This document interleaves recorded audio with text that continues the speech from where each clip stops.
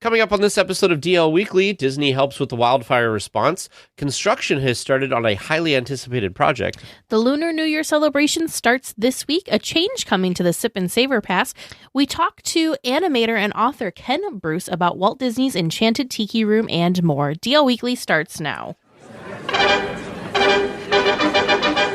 Welcome to Toad Hall.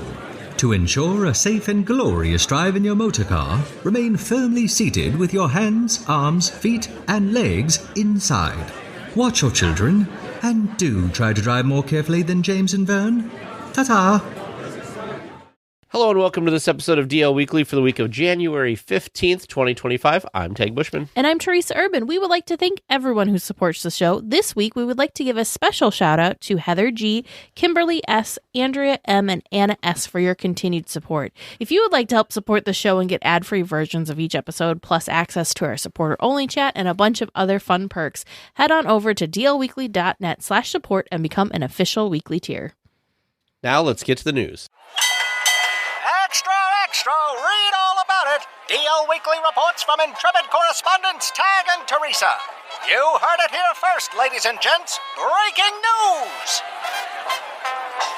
It is a time of great sadness in Southern California as wildfires rage and devastate so many people's lives. The Walt Disney Company has committed $15 million to Los Angeles area fire relief and rebuilding efforts. Further resources will be provided to the Employee Relief Fund to help Disney employees who are impacted. Many Imagineers called the areas of fire devastation home. This whole unfolding of events has just been really heartbreaking to watch, and I can't even fathom what these families and friends and individuals are all going through. The fires aren't near Disneyland, and they haven't impacted the Walt Disney Studios, but it's mostly been neighborhoods. Of course, you can follow along on your preferred news source to get updates on just how large these fires have been and what impact they have unfortunately had. But yeah, no, that's the thing that's very, it does affect Disney in a way because, like Tag mentioned, a lot of people that work for the company, whether it be animators, Imagineers, whatever, lived in some of these areas that are being hit the hardest. So our hearts go out to everyone affected, whether it was you personally, a family member, a friend, if you're someone that's just in the area providing support, our hearts go out to you. There is a link in our show notes under the Mice Chat article. If you are like us, not in the area, but wanting to still be able to support and do what you can to help these people, there are links in the Mice Chat article to reputable sources if you choose to donate. And there's all sorts of different local things popped up. Our friends at Hojo actually had a drive of goods to help victims of these fires. And so there's all sorts of good coming out of this too. But yeah, terrible time right now in Southern California.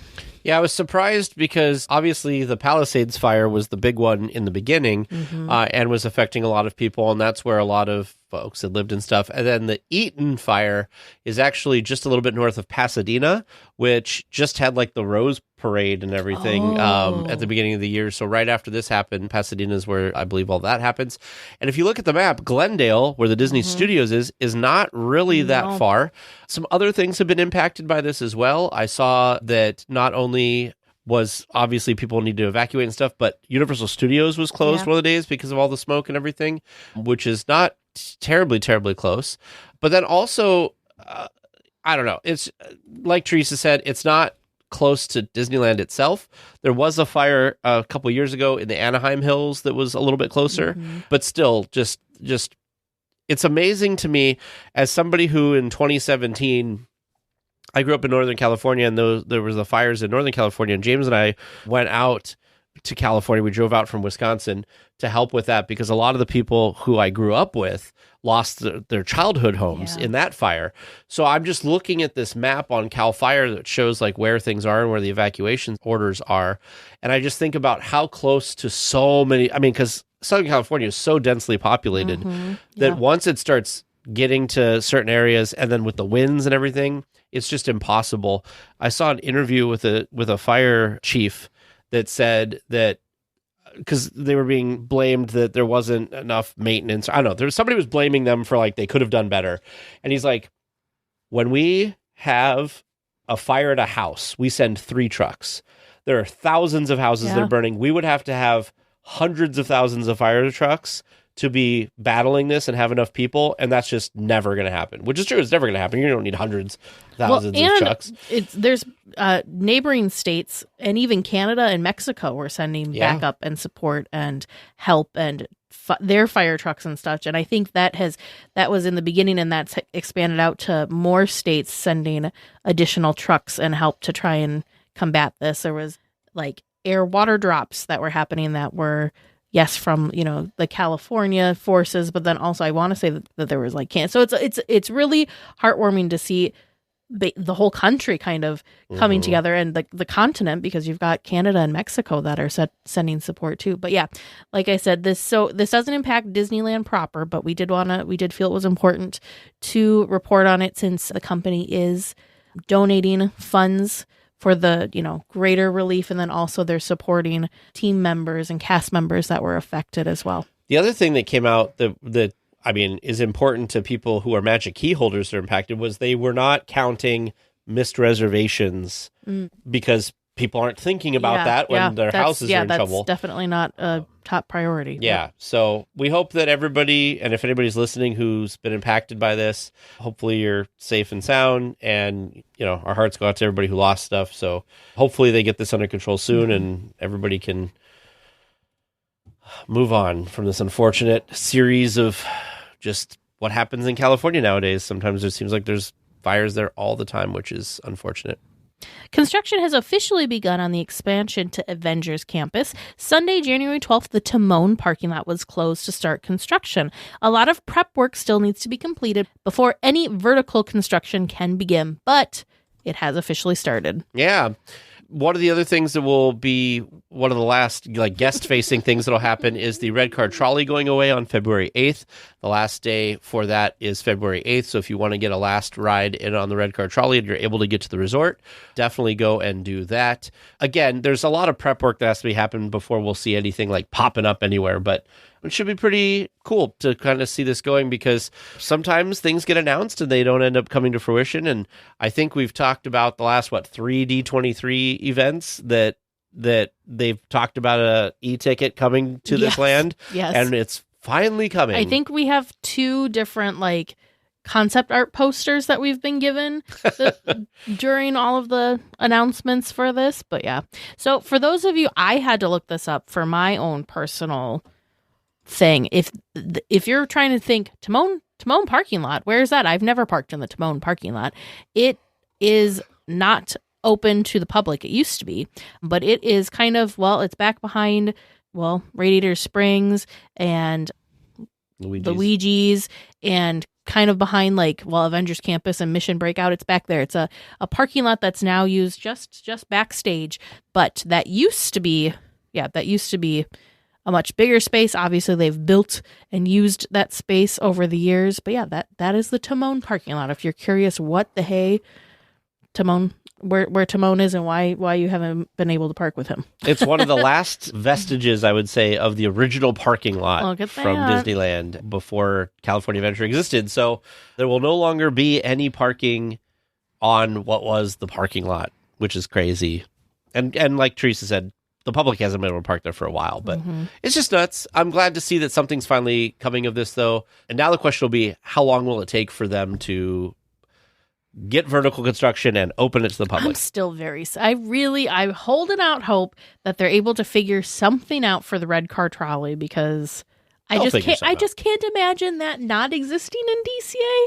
They'll figure something out. It feels like it has to, but as of right now, there's no official plan from Disney to keep it. We just know that at this time it is closing because of the construction. I'm hoping it's just an extended closure and they're going to be working their magic to keep it alive, but we'll find out.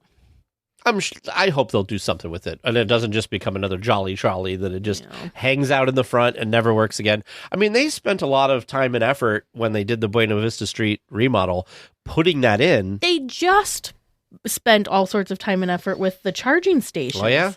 That was very recent. That was just a couple years ago. Yeah. Well, for weekly tiers who want to get in on the beverage education and testing seminars that's coming to the Disney California Adventure Food and Wine Festival, tickets and reservations are now open. The festival will run from February 28th through April 21st. Visit the link in the show notes for all the details and to book your spot. There are so many different offerings and times and dates. But yes, these are available and open now. So if you're curious about this, head on over. Get your reservations in place. We will not go through every single class and every single day and time that it's offered because we would be here for quite a long time. Link is in the show notes though. But just a quick kind of what types of things are going to be offered. There are beer and cider education and tasting seminars. There's mixology, education and cocktail making seminars. They have a wine education and tasting seminar, an Ethel M chocolate and wine pairing. So lots of cool things going on at multiple dates for some of these as well. So these things tend to go very fast. So if you are listening to this, go book it now. Yes.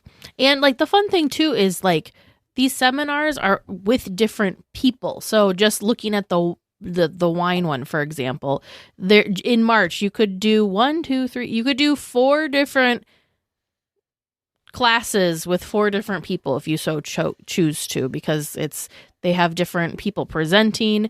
They partner with different like vineyards and different mixologists and all that kind of stuff. So very cool. Well, if a casting call is any indication, there's a new show coming to DCA this summer. The casting call is looking for, quote, vibrant, energetic, and dynamic vocalists of all gender identities. The performer chosen will be a DJ host who is youthful, quirky, and has great comedic timing, according to the Post. This could be a new show moving into the Disney Theater, which is home to the Disney Junior Dance Party currently. Yeah, so when I first saw this, I've seen this a couple of times on the internet this week, I was thinking this was going to be a brand new show, and of course, like the first thing you think of before you read any of the details is this finally something coming to the Hyperion Theater. It's 100% what I thought it was. Yeah. So that's why I put it in there. I'm like, this is so exciting! And then I read the whole thing. I'm like, still exciting, but not what I thought. Yeah, or is it something coming to the Fantasyland Theater, or is it something, I mean, there's lots of places it could be. But this is a good show. I know you've never seen the show. I did see the show, sort of. Again, I was taking a very long Disney survey at the time, so I didn't get to see the full show when we went a couple years ago with friends. But the Disney Junior show is fun. This will probably be something new in that theater. So that'll be kind of exciting. It's always good to have some refreshed entertainment options for everybody. Well, fans of the Disney Dress Shop in downtown Disney may be wondering where it went soon. The location is getting a new sign and possibly a new name, Disney Storyland Boutique. Once the new sign is installed, the shop should also be reopening in the old Wonderground Gallery location. So it had moved there. Yep, it had moved there previously because where it was located is now being taken over by the Wonderful World of Sweets, which has not yet opened as of the recording of this podcast.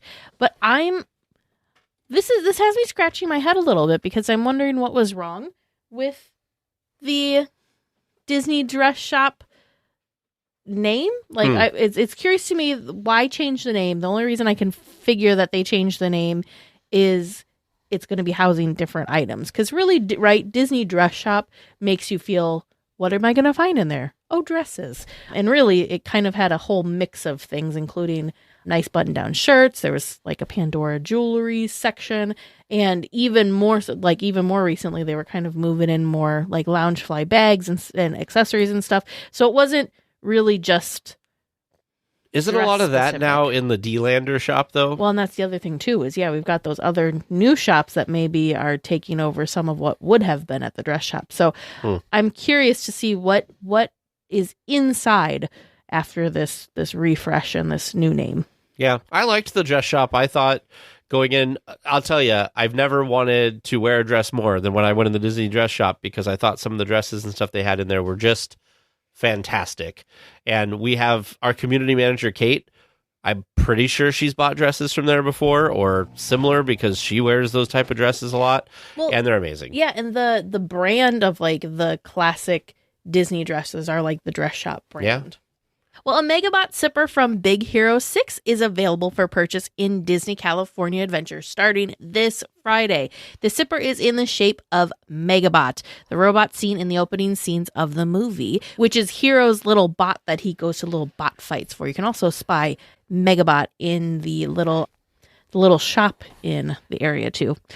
It's available at Lucky Fortune Cookery and Cocina Cucamonga. This thing looks kind of cool. It doesn't seem... It's kind of funny. So the popcorn buckets and the sippers, I don't even know why we are pretending that these things are ever going to be used to carry a drink or carry popcorn, because how much drink can you fit into this? This reminds me of the Jack Skellington sipper, where it felt like it would have like was three pieces. Slender, it was a very slender frame, right? Because it's Jack Skellington. But man, I do think this is cute and fun. It also has the two sides of its face. It's got both sides of its head. The only thing that makes me a little sad about this is when I think of Megabot, like in the film, it's like he's like three separate little pieces that can kind of like, I don't know, swivel and rotate all around. Well, and they're magnetic. So you can split up. So I feel like I would want this to do this, which obviously it cannot. It is a sipper. That's why it shouldn't be a sipper. You can't be breaking it apart. It should have magnetic little attachable things, and it should be just a toy. It'd be so much fun. Knows? I don't know. If somebody goes to get one of these, you'll have to let us know. Maybe there is kind of like joints in the arms, and they do have some movement. But man, this is anybody that is a big fan of Big Hero 6. This is like coveted, perfect item for your collection. It is cool. It is cool for sure. Well, Lunar New Year arrives at Disney California Adventure later this week, and the 6 food marketplace booths are already set up, with menus and pricing revealed. It looks like the pricing has increased on the items, so a Sip and Savor pass might be the way to go. No pricing has been released for the Sip and Savor pass at this time. The booths! This is exciting. The one thing that I was surprised about, maybe it's just been a while since I've looked at a festival menu, but it feels pricey. That's what I was saying. Items. Yeah, it feels pricey. Like the Red Panda Bao, $9.50.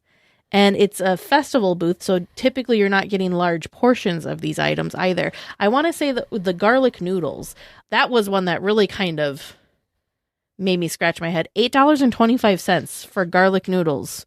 I told you, I think the prices went up. I feel like they must have. Because some of these things I was looking at, and I remember, because we always try to calculate what's the better deal to get the Sip and Savor pass or buy the things individually.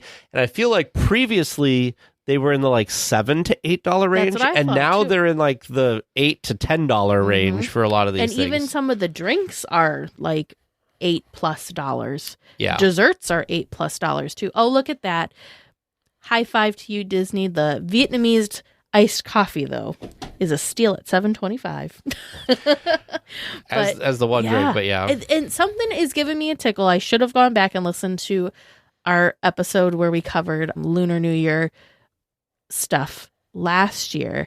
Something's tickling my brain that the pricing seemed a little high for Lunar New Year last year as well. All right, so we paused in real time and we went back in time and looked at some of the 2024 pricings. And yeah, it looks like items almost across the board went up by about a quarter, but Tag found one that was staggering. The strawberry milk tea macaron that is at the Bamboo Blessings, this year $8.50, last year $7. Mm-hmm. So that was quite the jump. Is it a different filling or is it the same macaron? Strawberry buttercream with a milk tea center. Let me see if I can find strawberry milk tea macaron. Yep. Wow. So yeah, we're not crazy. Prices did increase and did go up from last year. Now the question will be is how much does a Sip and Savor pass cost when it comes out, which we'll talk a little bit more about the Sip and Savor pass here in just a little bit. Well, speaking of Sip and Savor passes, when purchasing a Sip and Savor pass this year, you will have another choice to make. What design do you want? This year's passes will come in 3 limited design, which pay homage to either Chinese, Vietnamese, or Korean cultures, while also featuring Disney characters and culturally inspired outfits designed by artist Anne Shen. So the three Sip and Savor Pass designs are there's Goofy with Clarabelle, there's Mickey with Minnie, and there's Donald with Daisy. How are you supposed to choose? All three of these designs are wonderful. And this is why they will sell more Sip and Savor Passes this year. I think if it were me, I'd have to tell them to surprise me because that's a tough choice because all of the designs are so cute and so well done. Yeah. And as a reminder, for those people who didn't do the Sip and Savor Pass last year, it comes with 6 digital coupons. So the days of snapping off the little plastic piece is gone. They will scan this barcode on it, and then there's a 4-digit code that's on your pass that you'll type into the little pad, and that will basically like charge your Sip and Savor Pass for that. So also these are good not only at the marketplace booth, but also at some of the dining locations. But just remember that the dining locations have tasting size portions, not the full entrees that you can use the Sip and Savor Pass There for. are multiple places to buy your Sip and Savor Pass. You can go check out Elias & Co. Festival Gifts, of course, the Festival Food Marketplace, Julius Katz & Sons.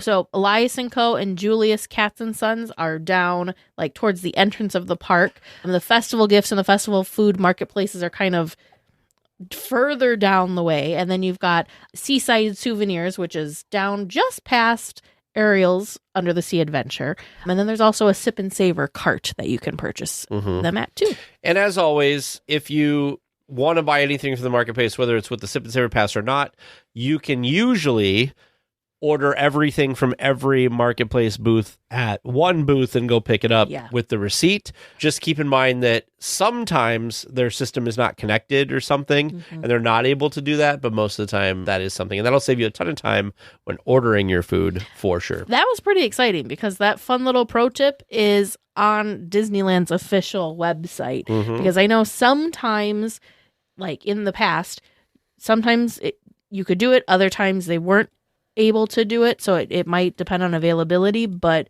that's official from Disneyland that's a thing. So maybe they've worked out whatever bumps and hiccups that they've had in the past. It's a great trick to kind of make a better guest experience. Well, and then it's kind of nice because like for you and I, we try and sit there and say, okay, what are the things we want to try?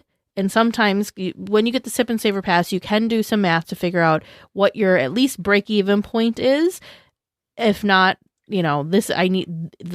each individual item needs to be this price or higher for my pass to make the most sense. So we would sit there and figure that all out. So we'd already basically have our list done. So it was really nice to just go to one spot, place all of our orders, and then go pick up as we wanted throughout the day. You can also, because we did this too, you can also tell them, I want this item on the pass. I want this item that I want to pay for separately or whatever. And they'll put it all on one transaction, but they'll just say this one comes off the pass, that one comes off the pass.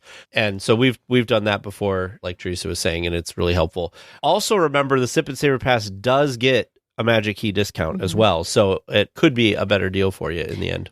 Other thing, too, if you do the order ahead, just keep in mind you need to order ahead and pick those items up the same day. Yeah. So you cannot do your order ahead and come back 2 days later with your receipt to pick up the items that you've used your digital tabs for because they will have already expired and be gone. So same day only for that. And I highly recommend that you go and if you're in the park, find a short line to do your order because the first booths you run into by the front of the park always gets the longer kind of stuff. So just kind of look around and you can find shorter lines. Some of the most popular booths obviously get the longer lines. And if you're just ordering everything for one booth or whatever, do that. Also, don't be deterred by the longer lines at the festival booths because they tend to move pretty quick when you're picking up your food. Sometimes it looks terrible, like you're going to be there for days, but the lines move. Well, a new beignet has come to the Mint Julep Bar in New Orleans Square. The chocolate hazelnut flavored Mickey-shaped beignets are basically Nutella beignets. There is an optional chocolate hazelnut dipping sauce, which you can get for $1.39. The review I saw from the Disney food blog said that you definitely want to get this dipping sauce because otherwise the flavor is just in the powdered sugar. The beignets themselves can be purchased in a 3-pack for $6.49 or a 6-pack for $10.49. I'm actually surprised that the dipping sauces for the beignets don't just automatically come with the beignets. Right. Because in our experience and from what we've heard from others, they're always like the flavor really comes through with the dipping sauces because, like Teg mentioned, it's the flavoring for beignets is just in the powdered sugar, and same thing with like churros. The flavoring sometimes is just like in the dusting or the topping that they put there. They don't always drizzle it with all sorts of other things. So sometimes, if you really want the flavor of whatever it is, always go for the dipping sauces. So and the spoiler alert is for churros and for beignets, they're all the same churro and they're all the same beignet until they put the different powdered sugar and sell you the sauce. So it's not that they're making top it with gummy worms. Totally a different beignet batter. Yeah. It's just the toppings they put on there. Same thing with the churros. I really hope that these beignets are still there when you go in February because these I love Nutella. Sound delicious. You know who else loves Nutella? Alex. There you go. He would die to have a Nutella. There you go. But these do sound really, really, really yummy. Well, now I kind of just want to bring a jar of Nutella and just get regular beignets and dip it in Nutella and see how good that is. If they don't have it, I'll tell you, though, you know what they need to bring back? Because they need to bring that churro that you were, like, licking the sauce out of the container. That blueberry, what was it, like some sort of, like, blueberry cheesecake, something or other? Oh, so good. So good. Well, with the Jolly Holiday being closed for a major refurbishment, you might be craving some of the treats that usually call this location home. Well, fear not. A few of the items have moved to the refreshment corner next door. Most notably are a couple of the breakfast croissants and the Matterhorn macaroon.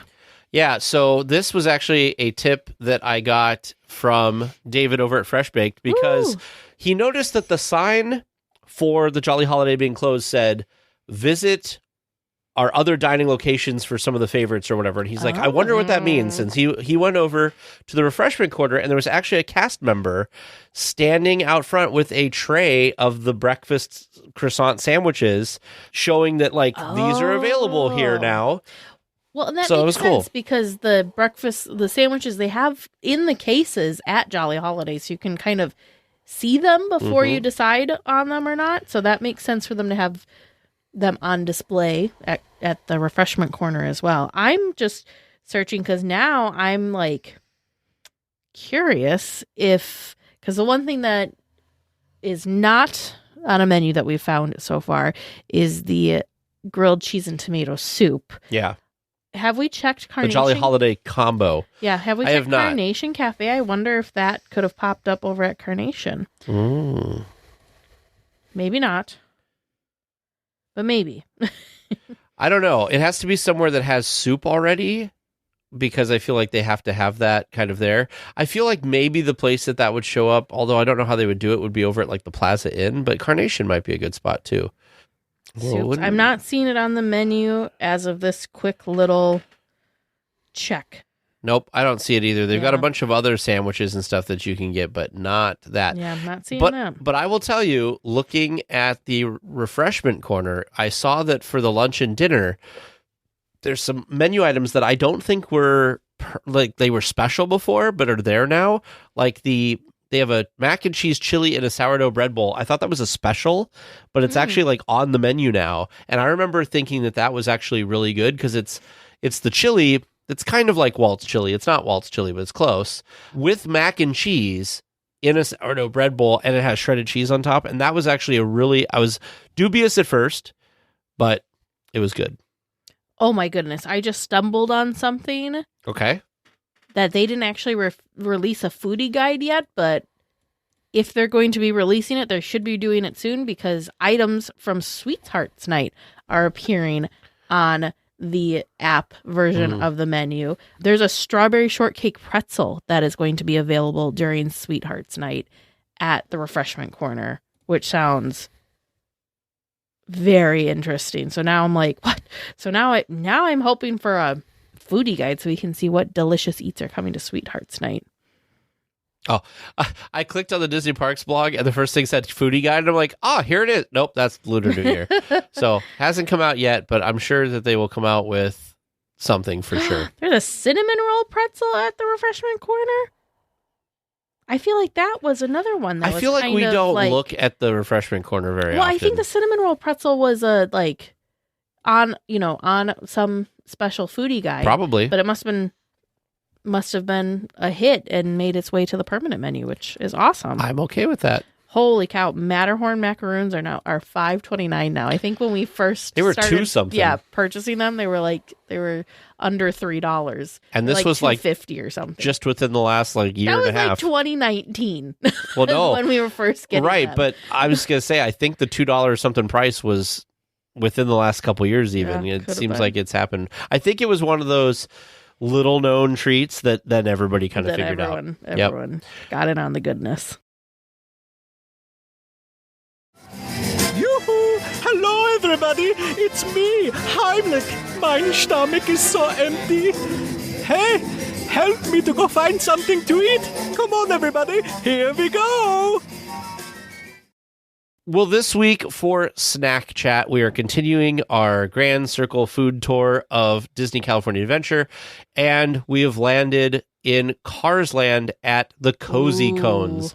And one of the things I really appreciate about the menu for the Cozy Cones, because there are 5 different cones, is that Disney has one menu that has all of them listed because there's only a couple items in each thing, so they just put them all together. So what is at Cozy Cone 1, Teresa? Well, right now, so that's typically like your churros. And right now, they have their traditional churro with dipping sauce. It doesn't say what the dipping sauce is, but you can also get a side of caramel sauce. They do have seasonal offerings currently.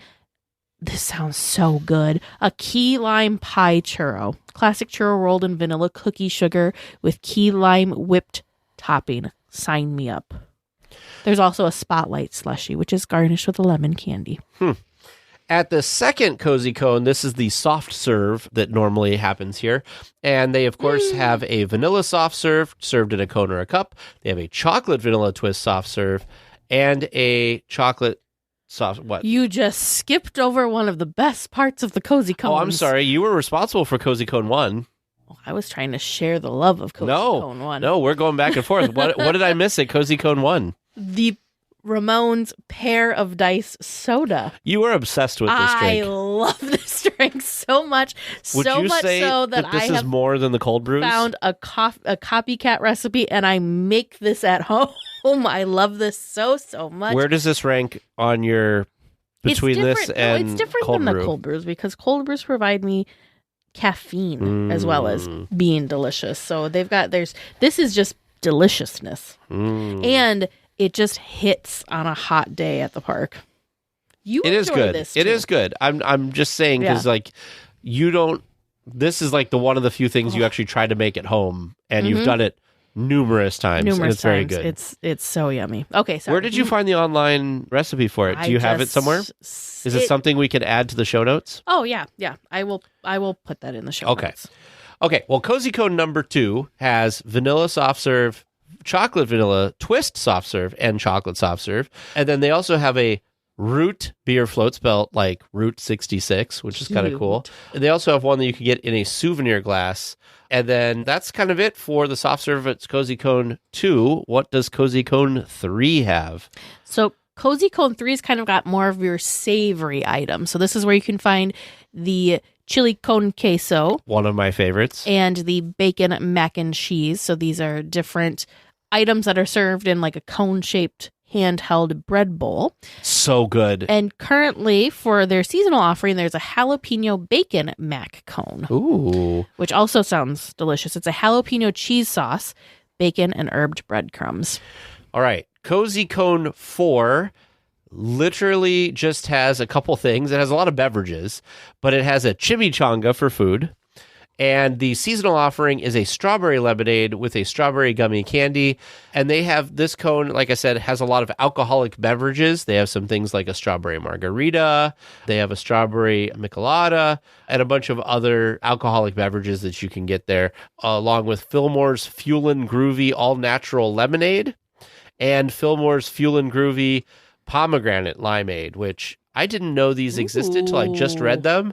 So we might have to make a trip to the Cozy Cone 4 to try that. I'm curious about the limeade. Yeah, me too. Yum. Yum, yum, yum. And then Cozy Cone 5 is the pop cone. So you get, you'll never guess, popcorn at Cozy Cone number 5. However, it does have a choice of popcorn flavor, so I don't know. It doesn't list what the flavors are. We have not ventured over to the pop cone to try this. I didn't know that there were different flavors there, so I don't know if they're just savory flavors. Like, is there like a cheese and a butter and like kind of your traditional? So the flavors you can get are dill pickle, butter, buffalo ranch, white cheddar, sriracha, pizza, or garlic parmesan. Look at that. I'm doing my fake little order right now, and if I were to order this moment, the options are butter, pickle, white cheddar, and a sour cream chive. So I wonder if they sour cream chive sounds rotate good. the flavors, or if they're just maybe out of some of the flavors of the day. But yeah, right at this moment, butter, pickle, white cheddar, and butter, pickle, white cheddar, sour cream chive. Because butter pickled, no thank you.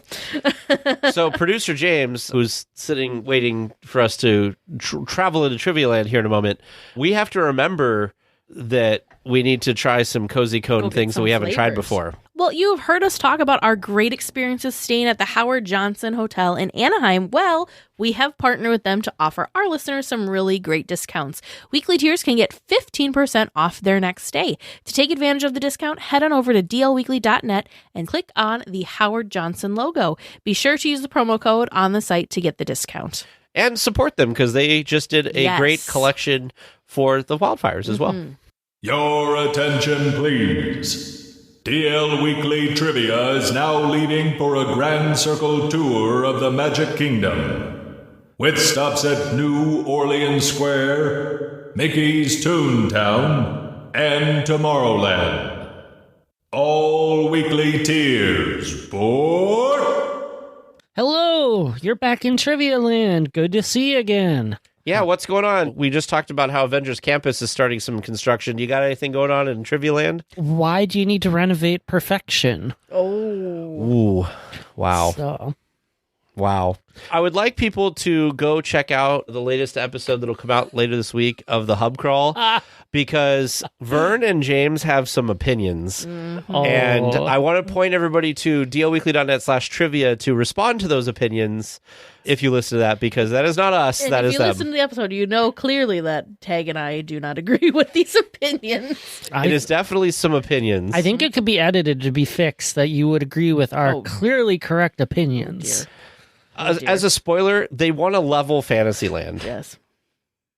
Go listen if you want to understand how that came about. I'm just shaking my head. Go listen. Hub Crawl comes out this Friday, this episode that we're talking about. Without context, I guess that is true, but with context, it's not as bad. But you know what? You'll go listen anyway. Well, you better be careful, or weekly tiers are going to demand that we level Trivia Land. Oh, that'd be terrible. We have over 300 episodes of Trivia Land. Yep. We've got a rich history. Oh, by the way, not to take from Trivia Land, but congratulations and shout out to our friends over at the Sweet Spot who just posted their 400th episode, which you might hear our voices on that too. Yes. Yes. It's quite the achievement. Almost as good as getting to the moon. What does that have to do with anything? It's Lunar New Year, so I thought I'd ask questions related to the moon. Okay.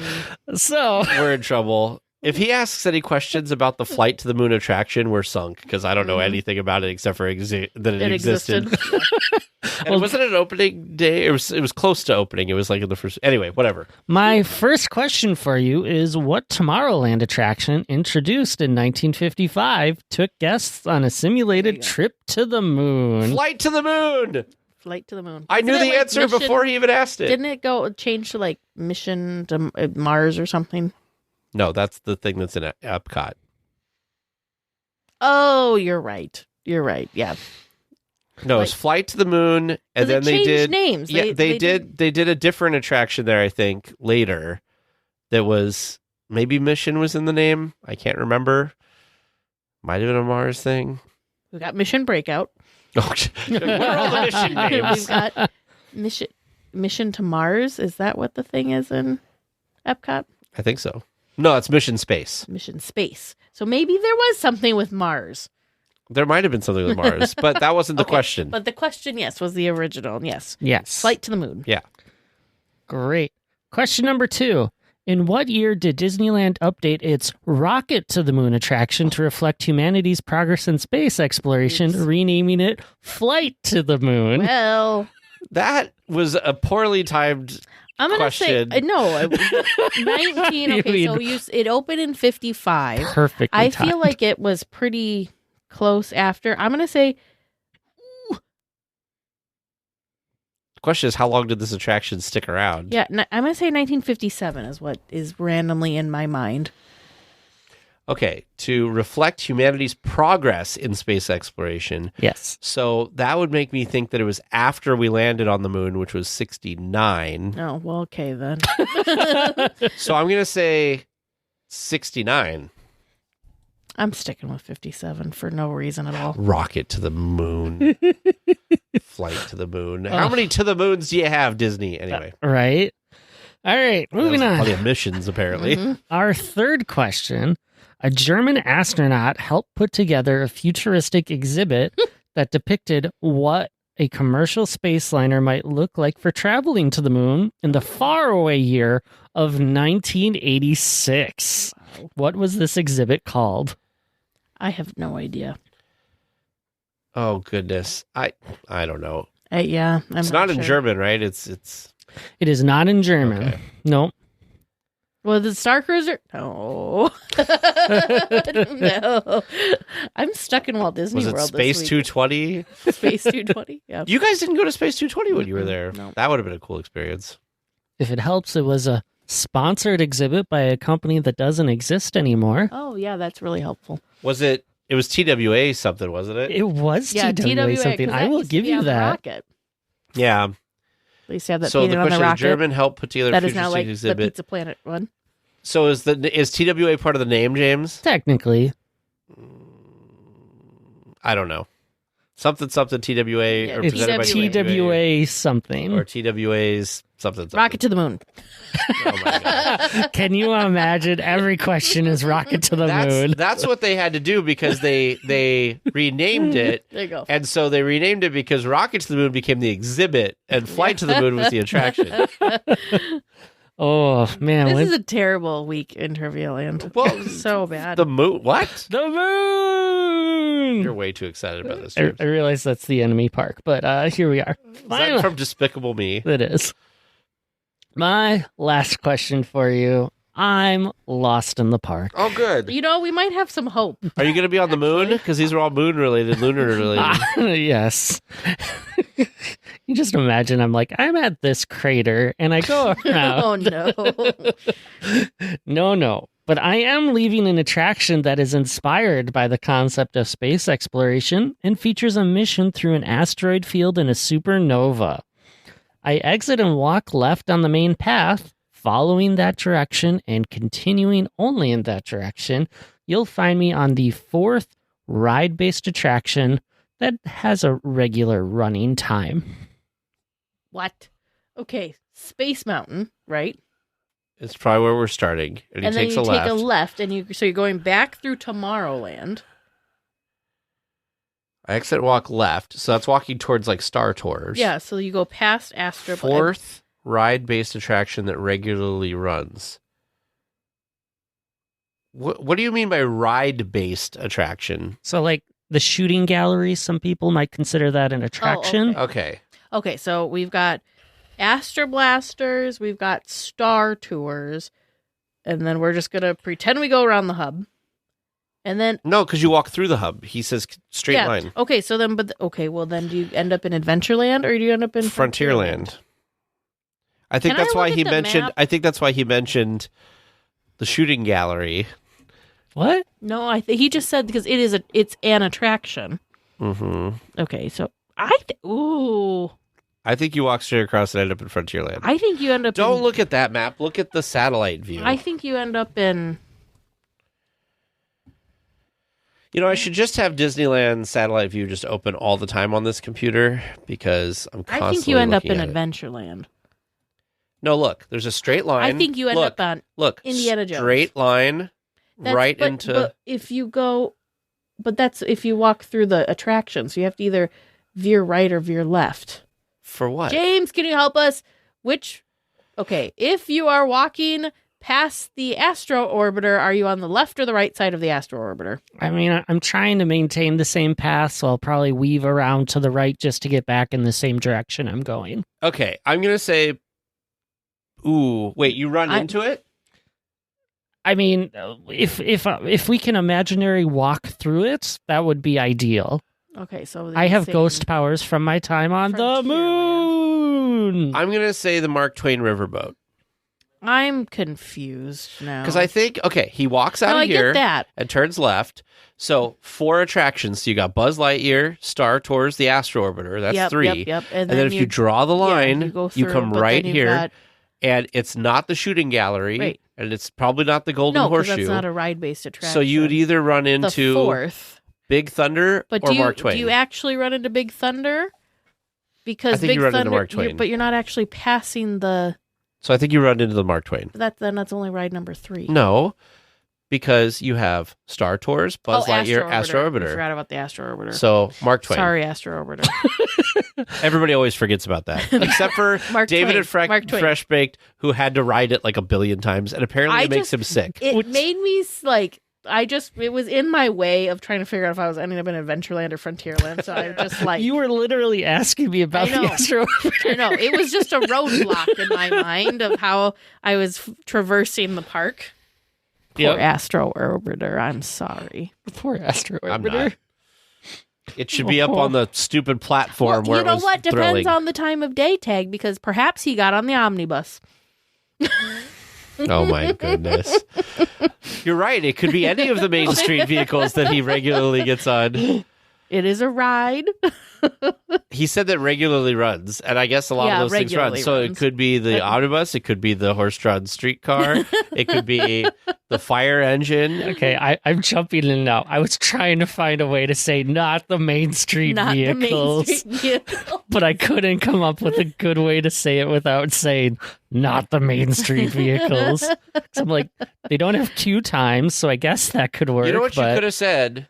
You could have said, you walk past and say hi to Mickey and Minnie and continue to the next land you run into. Yeah. And that would have gotten you through the hub. I suppose. But then I would have lost my number 4. Why did you need the number 4? I don't know. I needed a new challenge for you to find me in the park. What does this have to do with the moon?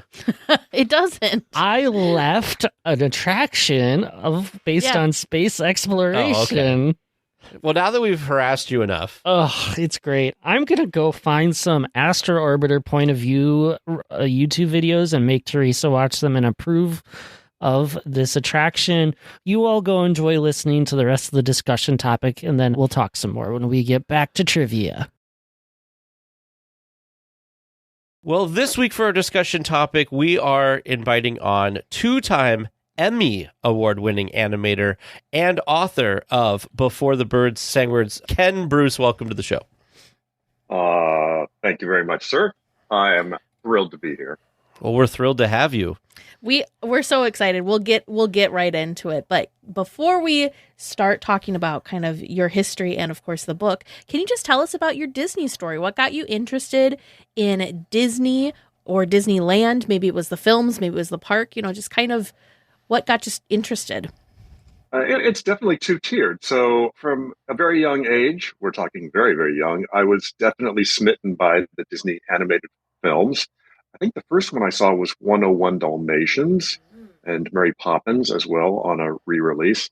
And something about those moving images on a real primal level, again, as a kid, when you're that young, maybe 4, 5, 6, I didn't know the stories, but I knew that there was this weird, surreal, moving color and character going on that was really gettable. And it was magic. It was something that was so profound to me that I swore at a very young age that I was going to be an animator. I was going to be, if you had asked me at age 7, what do you want to be? It wouldn't have been fireman or whatever, nurse or whatever. It would have been an animator. And I was serious about it. And then luckily moved into that field. parallel to that was going to Disneyland when I was 5 years old. Mm. I tell people I grew up in an area that was literally gray because we had the fog roll in from the water. It was Palos Verdes Peninsula on the west coast over here. And I didn't go to parades or circuses or theater, but at age 5, I did go to Disneyland. And against that gray childhood, it popped like it made my brain explode. I remember Small World, and it carved a space in my brain that hasn't healed. And, a lot of animation people talk about how, Disneyland, of course, is something that they loved as well. And it went from, wow, this is one amazing magic trick that totally transports me, to I have to figure this out. I have to study this place. And that was me, definitely. I had to figure out how hell worked. So I remember going an awful lot when I was in my late teens and early 20s. So that's how it all began. And yeah, there you go. Yeah. And then it just kind of boomed from there, huh? Yeah, pretty much. Yeah.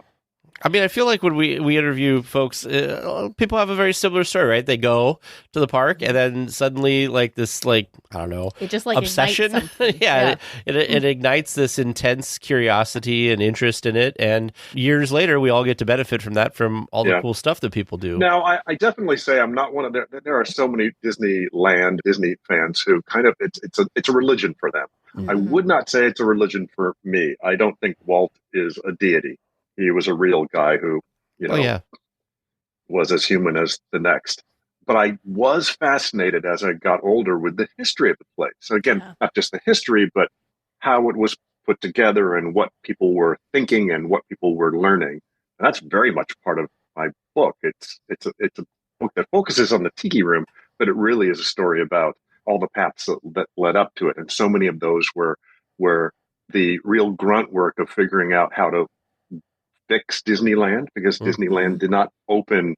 The Disneyland of the first 10 years was struggling to figure out what it was. Mm-hmm. And part of the Tiki Room story is the Tiki Room actually feeding into that idea of what Disneyland really was in tone and in spirit and enchantment and all that stuff. So I'm definitely more of the nuts and bolts Disneyland nerd. Yeah, but those people are super interesting and fun to know about all this stuff, too. Yeah. Oh, yeah. You don't just have to be the person who's sucking on a churro and, got your ear hat on, all the things that people do. So funny because, I spent 10 years researching and 6 years writing my book. It was a lot of work. And I think I've only been to, D23 once. That was a long time ago. But I definitely see myself as, if I did go, I wouldn't recognize these people. Like, God bless you, but these are some uber fans. They have carved a pew at home to worship at the altar of all things Disney. And I don't know. Is this the time? Is this the time we tell you? Is this the time we tell you that we've been to the last 3 of them? Oh, I'm sure you have. Of course you have. And look at what the people at home don't see the video I see. Yep. Yeah, you're fans. You are definitely fans. Oh, and there's a picture of the Carolwood barn, which is not far from me. Yep. Yeah. The thing is that what's interesting is people. And Teresa laughs at me all the time because we'll do Disney trivia stuff and we'll have movie stuff, and she'll be like, "You haven't seen that?" I'm like, "I am a parks fan. My love for Disney comes in through the parks." Mickey Mouse is fine. The characters are fine. They're entertaining. I do like a lot of the movies, but it's not the parks are where it's at for me. And that's kind of where my obsession comes from. But now back to the park for a moment. When you do go to Disneyland to visit, which way do you go? Do you go left towards Adventureland? Do you go through the castle? I was warned about this question. I think it's because I'm always coming from the parking structure, which leads you to the left-hand side of the Disneyland entrance. It's usually the left tunnel. But I really need to switch it up and get through the right tunnel. I really do. Well, that's the tunnel, but what land do you go towards first? Oh, what land do I go to? I'm actually going to hang out around Main Street for a little while. And actually, Main Street is a land. Yep. Yeah, usually I hang out around Main Street for a little while. What land do I go to? These days, since I wrote a book about the Tiki Room, I usually start to lean into Adventureland probably. But and Disney fun fact: when the park opened, the e-tickets, the 3 e-tickets, and there was no e-ticket, but I'm talking about the best things to do in the park in 1955 onward for years. Main Street. Main Street was an attraction. Yeah. People thought of it as an attraction. People thought of it as one of the reasons they actually went to Disneyland. The Jungle Cruise was the big ride. Wasn't called Jungle Cruise then. And then, not a ride, but definitely the third most popular attraction at the park was the Golden Horseshoe Review, which is now an empty building and nothing happens in there. But for the first few decades of Disneyland's life, that was the spot. You had to see the show in there. It was all anybody could talk about. And sadly, the troupe of performers and the show itself is long gone. But that's what everybody was talking about, 55 through 60 and 62 onward. And that was pretty well it for the big, never seen them before attractions. I wish we would have been able to see that original know. show. We've heard so many things. We've seen video clips, but, nothing like seeing it. And right now it is kind of sad because there's nothing in there, and it's a great venue to have a small show in there to enjoy. Yeah. And I don't know. You can walk around, but it's not, the history in that one spot as far as Disneyland history goes is phenomenal. Yeah. It is. And now it's kind of haunted. A little haunted. I mean, that's where Walt, right before the park opened, had his anniversary, his wedding anniversary, their wedding anniversary party. And there's a special spot that Walt always sat in, whatever. It's that was a big deal back then. Well, speaking of attractions, what is your favorite attraction? And even though it's a Disneyland podcast, we do welcome you to choose an attraction from any of the Disney parks. I missed the Disneyland parking lot. No.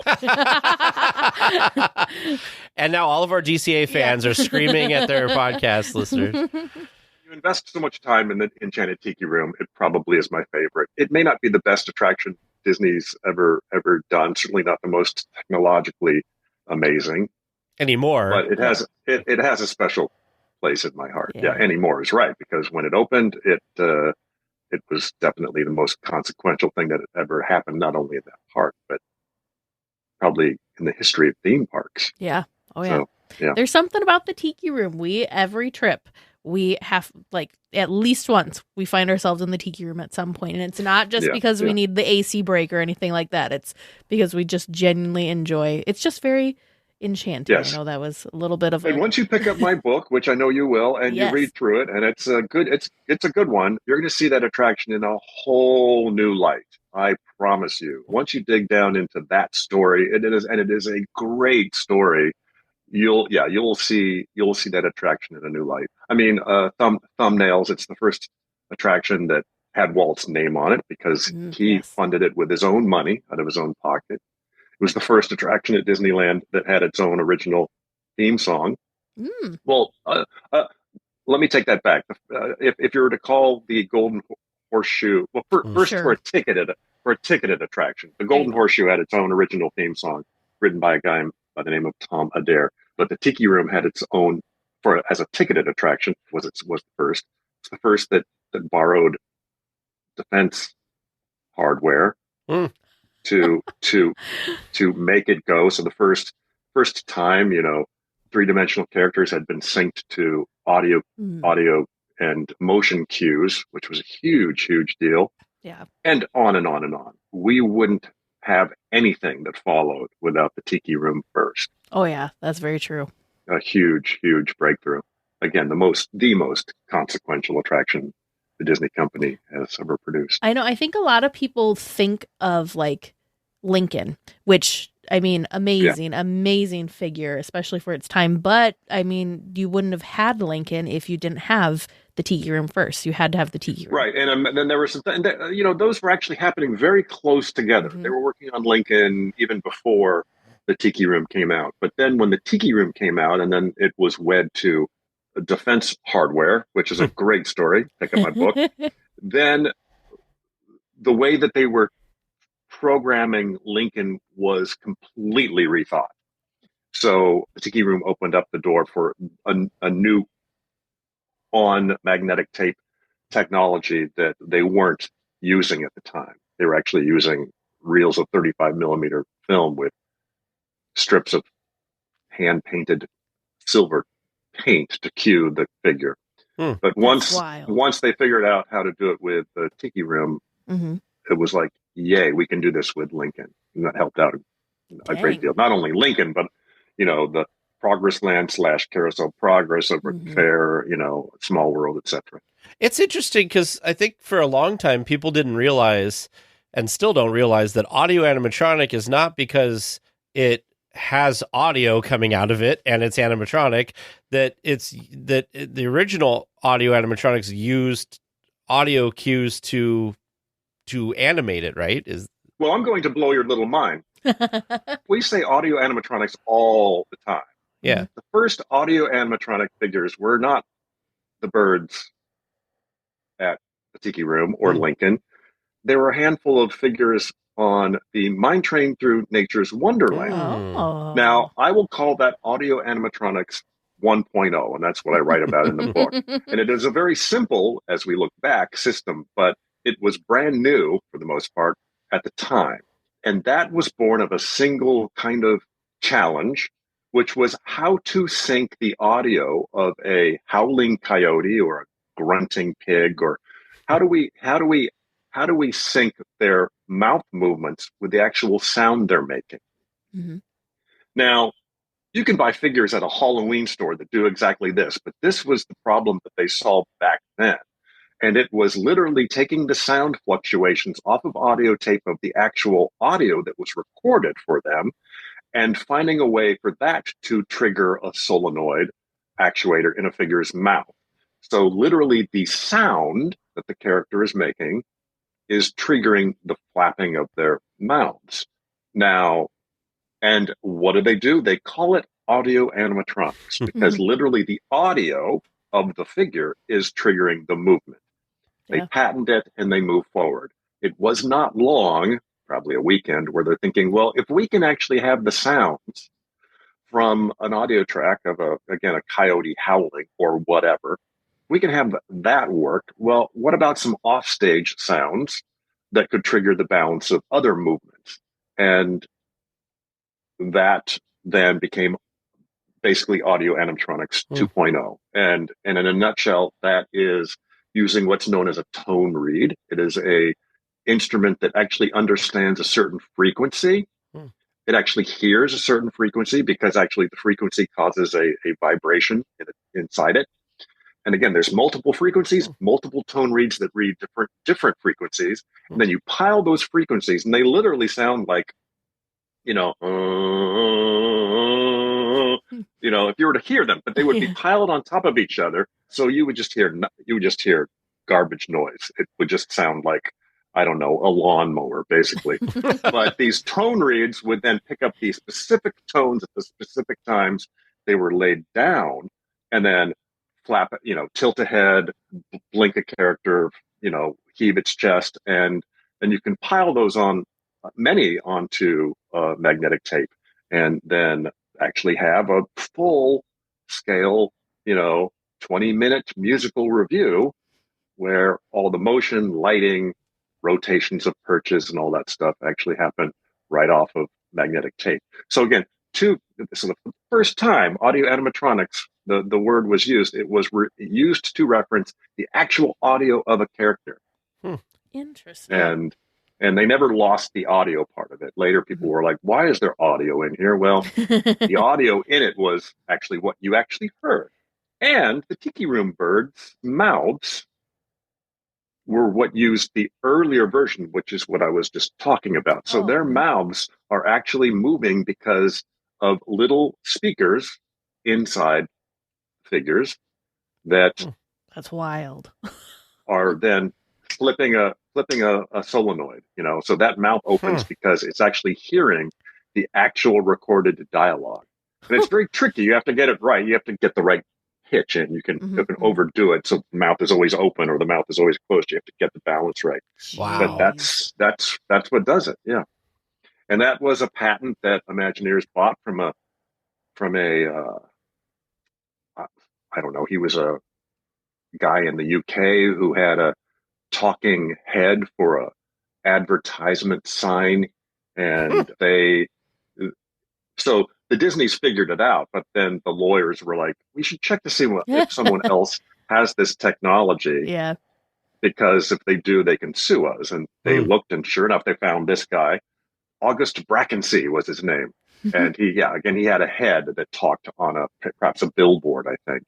And he was like, yeah, I'm not using it anymore. I'll take your $70,000.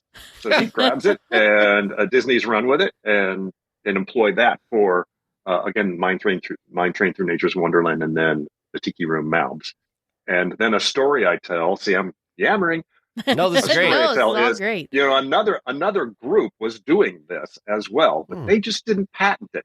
And this was just a few miles away from August in Brackensea in England, and they were using it for puppet mouths for a TV show that they were doing for children. Follow me on this.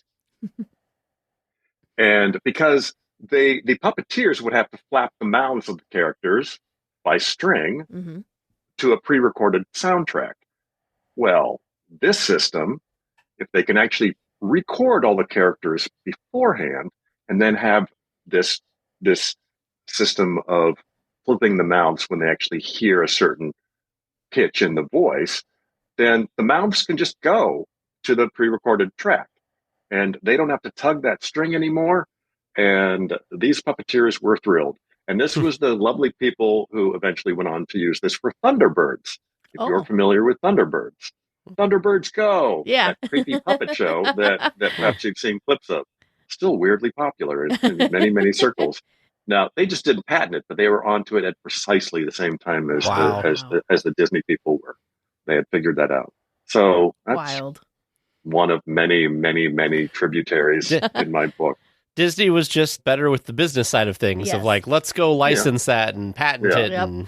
Yep. Make sure make sure we have our I's dotted, T's crossed. Yeah. There's the big Polaris missile link too, because Walt was always proud to say, the same technology we used in the Enchanted Tiki Room was used to, launch the Polaris missile system and all that. So I had to do a deep dive there. And there is no doubt about it.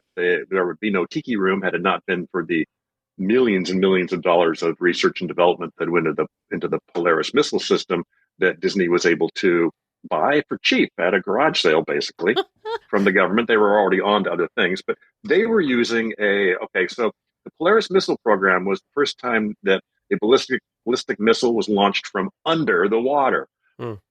We're used to that, but back then in the Cold War era, when people saw that on their TV sets, their brain exploded and they flew to the back of the room because it was unbelievable to see a missile launched from under the water. Yeah. So the testing mechanism they used to test the missile was a platform that rotated just like the ocean. So they were able to record on audio tape the motions of an ocean on a platform, and then put the missile on top of that to test it rocking to the same water it would be rocking to in real life. So, you read about that in popular science, like the Disney team did, and you're like, okay, it records motion and plays it back. How do we get in on that? And that's precisely what they got in on. Again, basically a system, like I explained earlier, of multiple tones that trigger motion. You can lay them down and then they play, something back. So, wild. Absolutely. Tag, you were going to say something. Yeah, I was going to say, okay, you have obviously put a ton of effort into researching all this stuff, years. How did you get started onto this? Like, what made you wake up one day and say, I want to research the beginnings of the Tiki Room? That's actually pretty simple. I think we write the books that we always want to read. There you go. And I cannot tell you, from an early age, I knew the importance of the Tiki Room. And I knew that people needed to know it. People need to understand how important that is. It used to always annoy me when I was watching the show when people would get up and leave. I wanted to shake them. I wanted to run after them and sit them down and say, if you just let me tell you why what you just left is so important, maybe you wouldn't have left. You should not leave that. This is too important. So I always knew the importance of it. And I always wanted to read that book. And nobody had written that book. No one had given that show the service it had always deserved. And then I'm working at Pixar. This was 17 years ago, 18 years ago. And I'm at a pool party, well, a kind of a luau party at Pete Docter's. Pete Docter was the director of Monsters, Inc. He's now running the company, Inside Out, whatever, lots and lots of great stuff. He worked on Up. So Pete pulls me aside and says, I want you to meet somebody. I think you'd get along with them. And them, basically, it was Kevin Kidney and his partner Jody Daly. They are major names in sort of Disney collectibles. They worked on parades, and they just finished a job where they did the costuming for the new Country Fair Jamboree. Oh, yeah. So it was Kevin specifically who was like the major old school Disneyland nerd. Yeah. And we get to talking, and we talk about the Tiki Room, and I light up, and he goes, "Can I?" Because he worked at the Tiki Room when he was a kid. He worked at Jungle Cruise as well, so he has a big affection for that.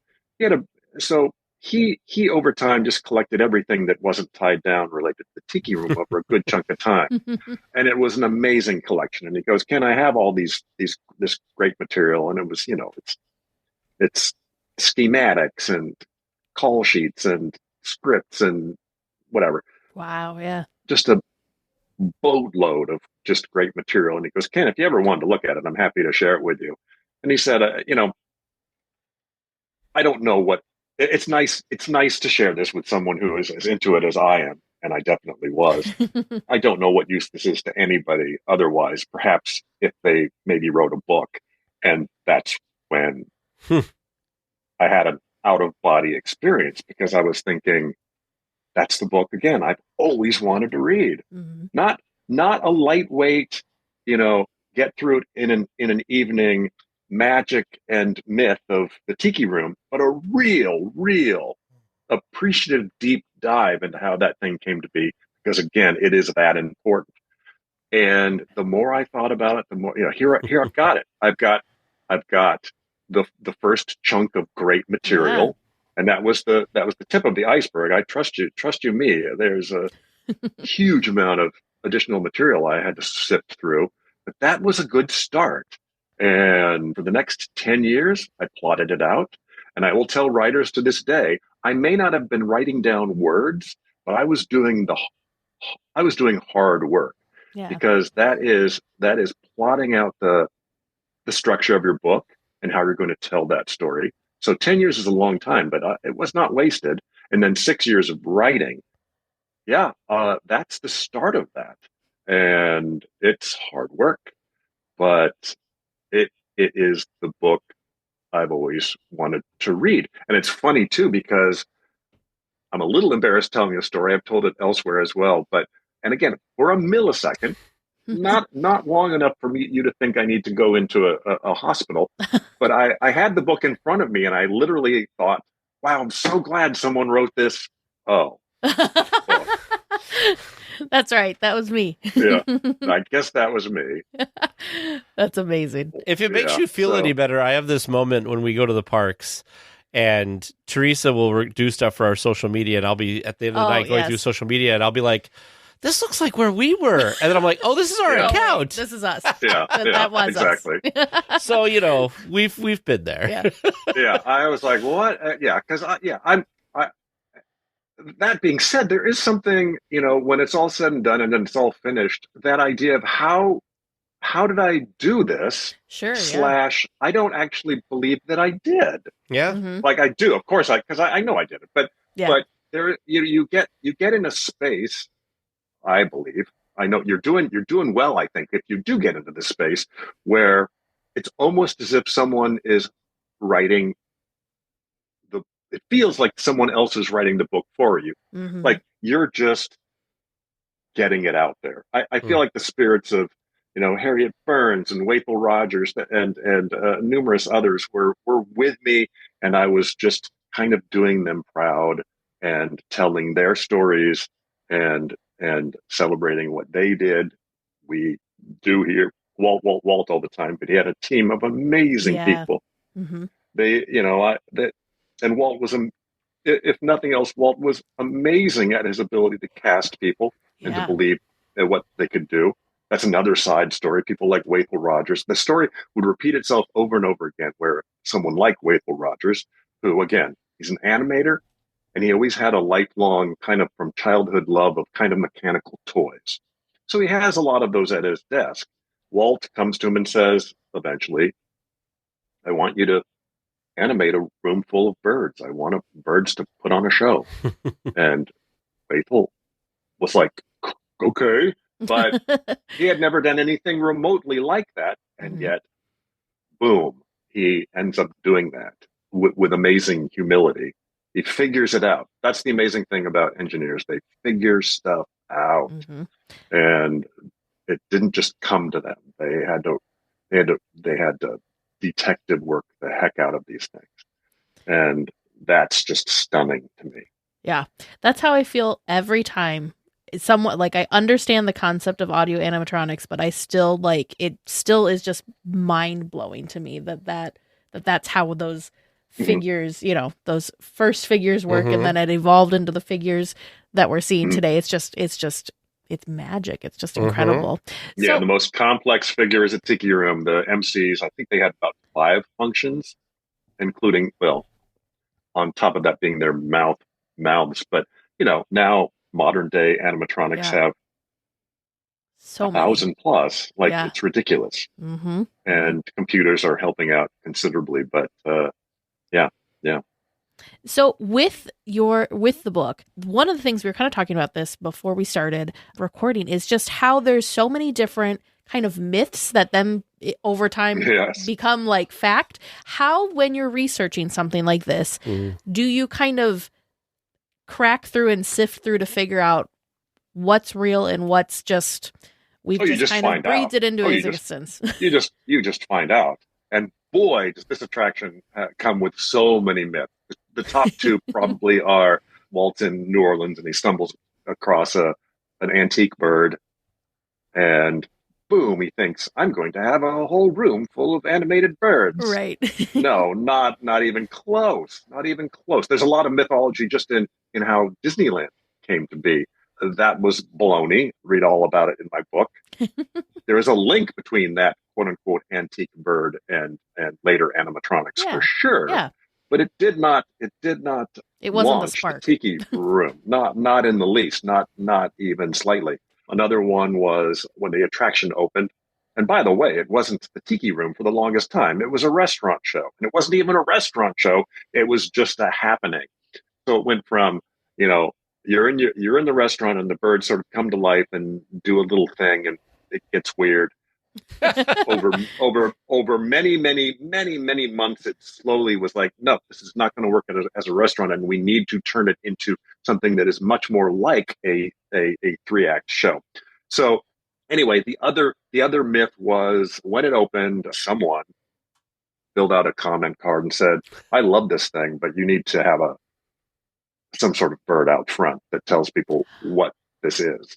And they did. Immediately, they got Wally Bogue, who did the writing, and a couple of the characters, well, Jose primarily, to record for a new bird, Juan, to sit out there and tell people what this thing was. And the myth is, well, that bird caused a traffic jam in Adventureland, and they had to take it out. I don't know who started that rumor, but there's not a shred of truth to it. Sure, there's a traffic jam, but it wasn't the reason they removed it. They could, traffic jam. Okay. So if a bird was causing a traffic jam, you would think, oh, well, we need to remove that thing after a couple of months, maybe even sooner. No, that thing was there for 6 years. So if the issue was traffic jam, they would have removed it a long time ago. The reason was he was a maintenance nightmare. Yeah, I could see that. There was a thing called smog back then. It was a very real thing. I remember it as a very young kid where, you were not going to go to Disneyland and see blue skies behind any of your pictures back then. It was dirty. So the bird got dirty, the elements, the heat, the humidity, the smog, was just turning this thing into a wreck. He would be switched out all the time with a new bird, sometimes every other day, which means they have to get out a ladder and put a new one up. So his coloring changed. The fabric fell off. He became a mess. Sometimes he had a hat. Sometimes he didn't. When it rained, they put a real umbrella over the poor thing. Oh, gosh. So eventually, after 6 years, he was removed, much to the glee of the people who worked around there as cast members who 10 minutes after he was installed wanted him gone because they have to listen to that thing all day long. So that's another myth. And then in creating a timeline, you start to find out all the, when you read everybody's interviews from whatever, you find out, oh dear, they got that wrong and they got that wrong and they misunderstood that. Because, people, when they tell their stories as they get older, do screw up. I won't tell you what it was, but Richard Sherman, who recently passed away, would tell a Tiki Room related story over and over and over and over and over again, over and over and over again. And then after I created my timeline, I thought, oh dear, that's a sweet story, Richard, but it's not true. It's not, not adding up. Yeah. Oh, no. It's sweet that you thought it was true, but it's not really true. The heart of it is kind of true. But so there's tons and tons of things. Probably the biggest revelation is kind of meeting a new Walt, and a lot of reviewers have caught it too. And I think it's because I work in a creative headspace in animation where we're building things and creating things from the ground up. A lot of people tell the story, but I didn't realize I was telling it through that lens, but it was impossible not to, which is I'm telling the story from the point of view of Walt actually creating something, building something from the ground up. And the Tiki Room started from nothing. It was just, let's have some animated birds in a restaurant to what it is today. So it kept building and building and building and getting more audacious and weird. And that is all Walt. The Walt I met was a Walt we don't really talk about or know, which was Walt, the guy who had something to prove. Walt, who, like all of us, is insecure and feels he does have something to prove and wants a certain respect that he doesn't think he has gotten for his own creative talents. Sounds ridiculous, but it is true. Walt's the kid, the nerd, who, just like you, lovely, I say nerd with love, has a shelf full of things that are playful and whimsical and make you smile.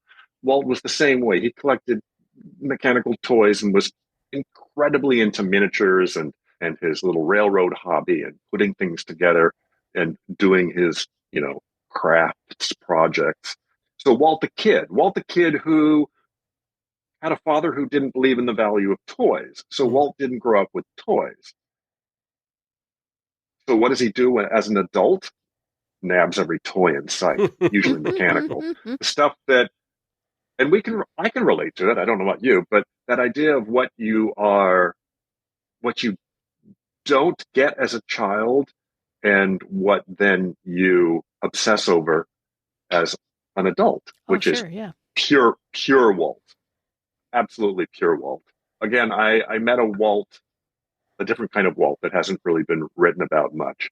And that makes me feel really good because, most people who look at Disney books, are like, heard that one before. There's so much new information in my book that I don't think people have really, really heard about Walt the creative spirit and Walt the adult kid. What do you in all of this research and all of this? You said you've found a bunch of stuff and people don't write about it that often. In your research, what was kind of the most surprising thing that you found, that whether it made it in the book or not, just to you, that was like kind of surprising or you didn't expect? We hit on it a little bit earlier, but I think again, probably twofold, which we've talked about a little, which is a Walt that we haven't really met or talked about that much. And then the other thing is just how much I talk about the myths, but there is so much myth making in the Disney fan community. Yes. And they like the easy and gettable stories, like Walt on a bench, dreaming about Disneyland with his daughters. And it's a story that Walt told, but it's kind of baloney. If you really want to mythologize an actual thing that had more of a connection to the birth of Disneyland than that bench, is find Walt's shower stall as a young adult, because he did more thinking about Disneyland there than on a bench. So much mythology.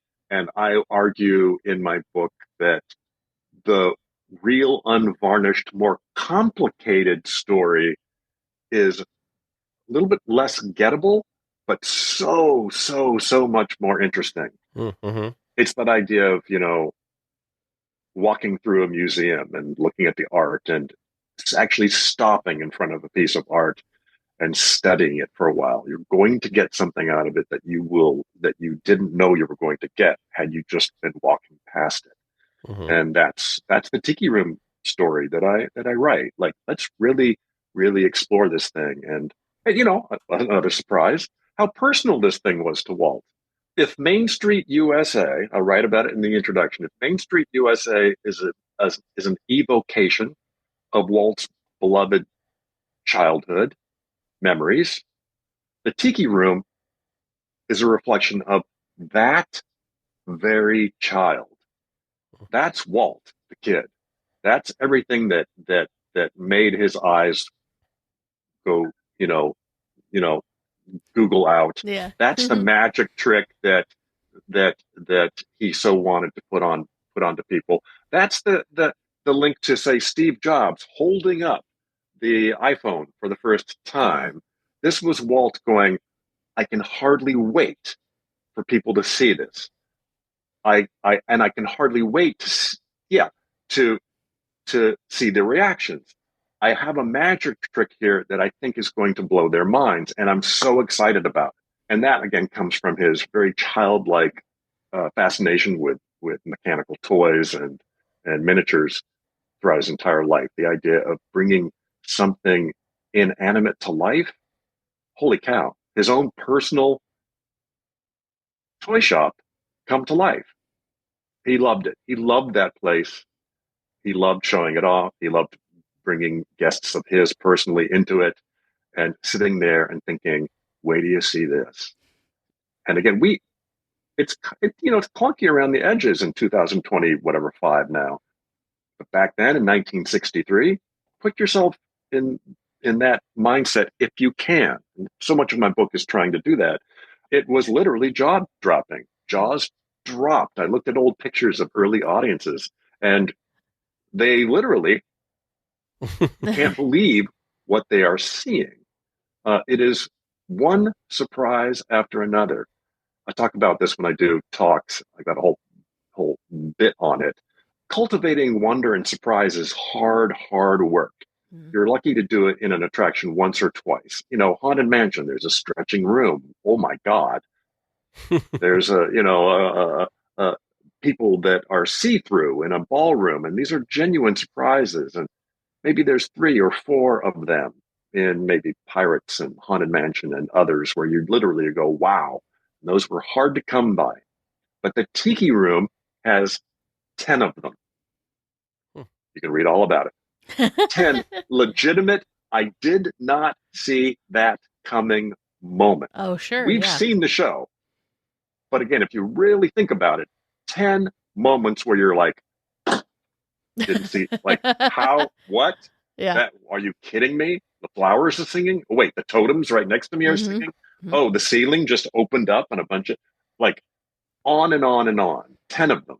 And they unfold.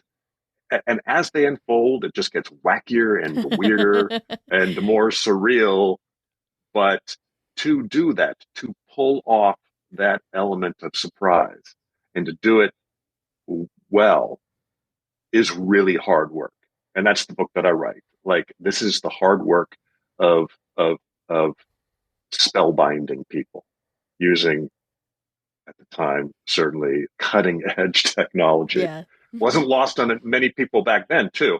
Holy cow, Walt is using technology from the Defense Department that is basically designed to destroy things and kill people to create joy. Right. Yep. It's a little bit of an irony, but that's what Walt did.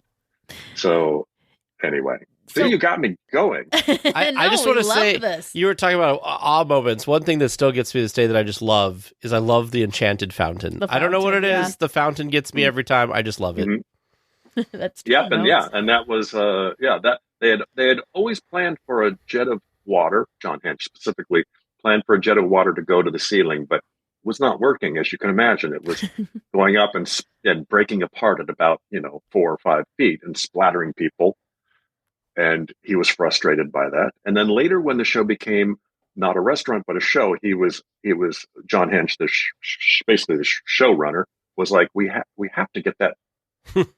We have to make that fountain, which for when the restaurant happened, the fountain wasn't sort of a central thing. I mean, you're facing many different directions when you're seated at the restaurant. But now that everybody's seated facing that fountain, he's like, we have to figure out a way to do that. And that's when they came up with the 8-foot tall cylinder of glass that becomes that central tube that does reach the ceiling. All they needed was the machine to lift it and the depth below, which luckily they had.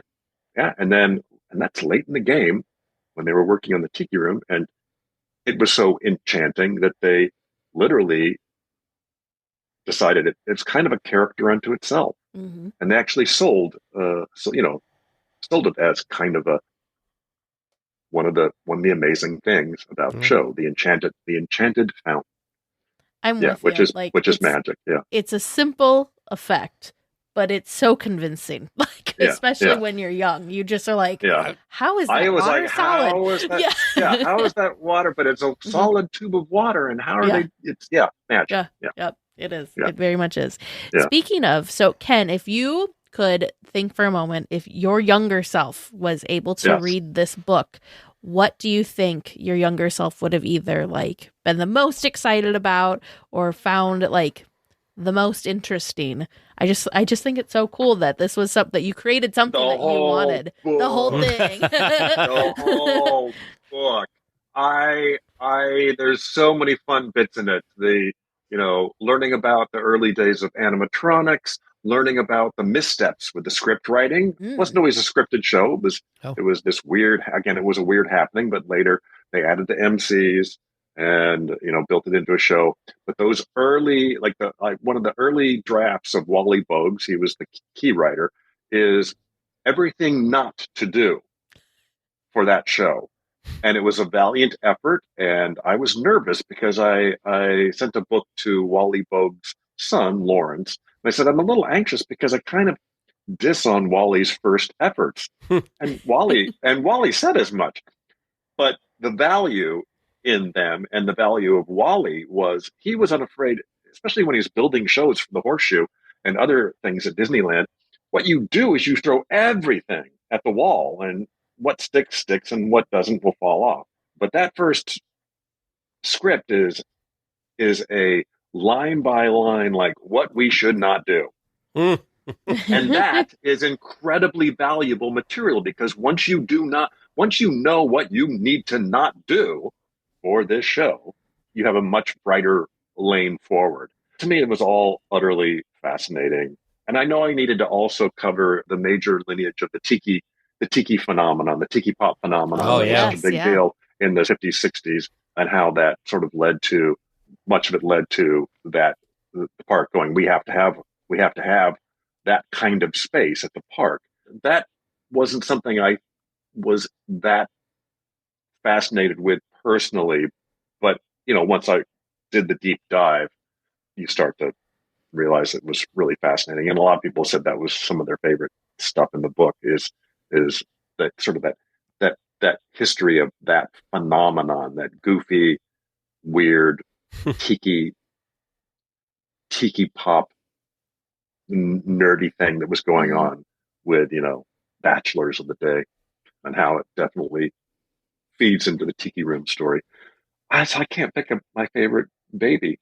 It's all fascinating. I can't believe you asked that question, Teresa, because you're the one. Anytime you try to pin Teresa down to something, she's like, I can't pick. Yeah, no, I was just thinking, if there was something when he was younger that he was really this is the one thing that I'm focused on and I really want to know more about. Yeah. But the whole thing, I get it, the whole thing. It's really hard. It's really, really hard. Yeah, I use the word sacred not lightly. To me, the Tiki Room at Disneyland is a weirdly sacred space for so many different reasons. It's one of the few kind of Walt era things that are still there. It still kind of bears his name and his aesthetic. I ventured this opinion on another podcast, but what if something at Disneyland no longer is just another attraction, but actually becomes over time a certifiable work of pop art? Yeah. And I do believe the Tiki Room is that important. I had a blog for a while on Imagineering, and one of the things you bump into is, a lot of the old, I don't know, even today's executives and brass at Imagineering will say, we have to remember Disneyland is not a museum. It has to change. It has to remain relevant. We can't just, if people are going to lose interest, and on and on. And it's true, but for many of us, it's a little dismissive, that idea of, well, Disneyland is not a museum.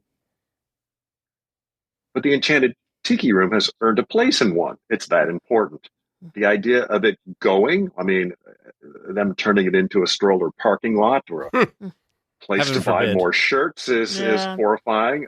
And so much of my book was to try to make people understand how important it was.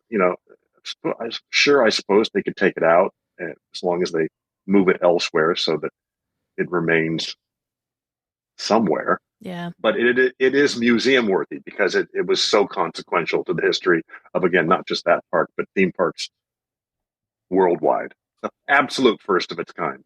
Mm-hmm. Yeah, there's a few, we've interviewed a bunch of people on the show, and there's a few things that always stand out to me that constantly come up in conversations with people that always stick out in my mind. And one of them is we had Terry Hardin, Imagineer Terry Hardin on, and the case that she made that I thought was really interesting was, yes, like it's a theme park, and if Walt had lived longer, how many of the things that we really enjoy today wouldn't be there because he was always destroying and rebuilding and whatever. He loved that.